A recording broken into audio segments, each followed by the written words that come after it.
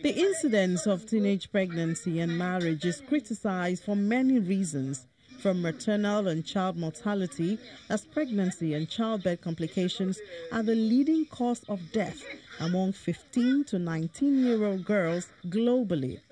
Also, newborns born to adolescent mothers are also at greater risk of having low birth weight with long-term potential effects.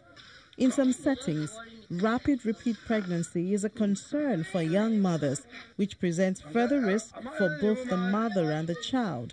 In fact, research has shown that in developing countries, babies born to mothers under 20 years of age face 50% higher risk of being stillborns or dying in the first few weeks, as against those born to mothers aged 20 and 29. Babies born to teenage girls are more likely to have low weight with risk of long-term health challenges. It's really a problem, and it's been affecting and causing a lot of high mortality rates because most of them are immature to even get pregnant, talk less of putting to birth, which makes them at times have a postpartum hemorrhage, a lot of complications like that at childbirth because their pelvis not being well developed.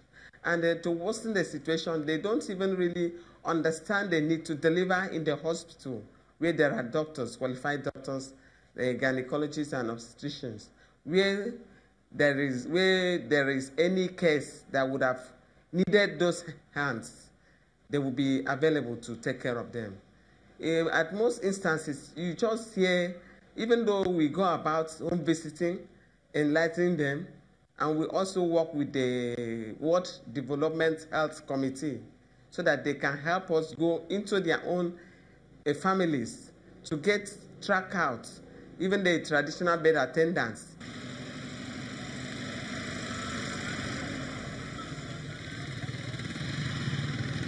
As the figures have indicated, most of the incidents occur in the rural area where primary health care is the only facility easily accessible to them. But generally in Nigeria, this level of health facility has not received enough attention. Akwa Ibom State is just one instance. Actually, there are health facilities in each of the wards, as far as I know, in Oran. And we get our staff from the Local Government Service Commission because they are the employers for us working at the primary level of health.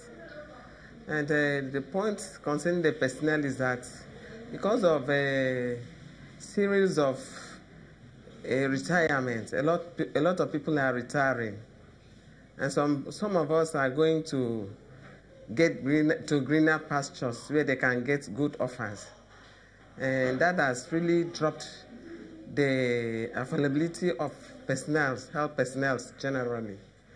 I think the thing just cut across all the states. So we have very few hands that is working. And for this health facility, I was the only nurse here. Not until, is it August this year, that 2 nurses were newly employed and sent to this facility. And that was the situation all across. And the number of staff is really below what it ought to be, because in health, we have a certain number of clients that a nurse should attend to. As it is now, one nurse is attending to, has exceeded the number of clients she's supposed to attend to at any given point in.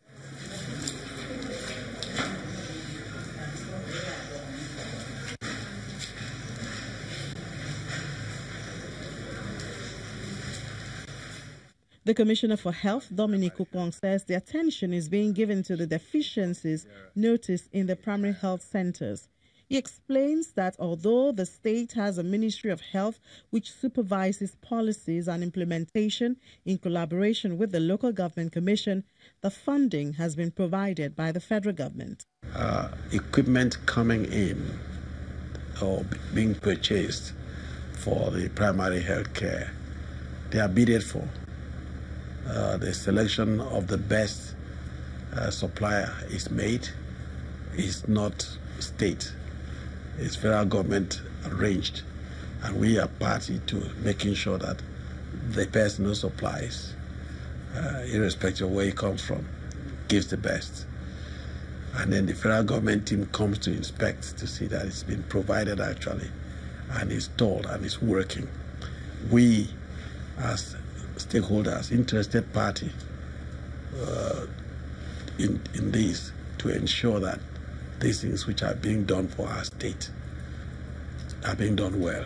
We put our eye there, we go to see it to make sure it is good. So the local government commission had the health segment that ran that. Now there's a migration team to migrate those nurses and all those personnel into the primary health care development agency. So those personnel were already there, but they were actually the responsibilities of the local government. While it is the government responsible to put in place the needed health facilities in the rural areas, the parents have been asked to approach parenting with a better understanding of the needs of teenagers in today's world. The bigger challenge, however, seems to be that the family as a unit and foundation of the society is being threatened by the increase in unplanned pregnancy among teenagers. Here in our village, it is those type of children being born by those girls seems to bring trouble in the village, because such ones, no father to advise the children. So you just see them going about doing all what they like. Even when you call their attention to tell them that what they are doing is not good, you see their grandmother, neither their grandfather. Of course, I don't talk of the father, is because their grandmother will come and arrest you. Why are you talking to my grandson like this, or my daughter? So it makes some problems. It disturbs us in the village as well. And for those teenagers who look into the future with bleak hope because they have become victims of unplanned pregnancy, all hope is not lost.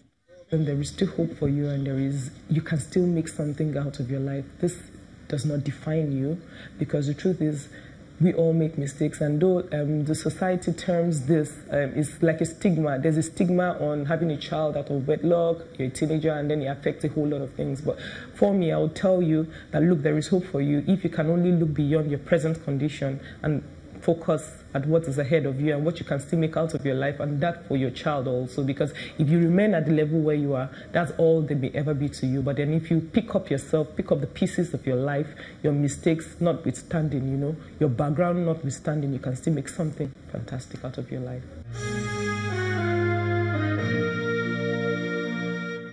And that's our story for this episode of the program. Don't forget that you can watch Big Story at any time on our YouTube channel. Would love to hear from you also. Until next time, I'm Imi John Mekwa.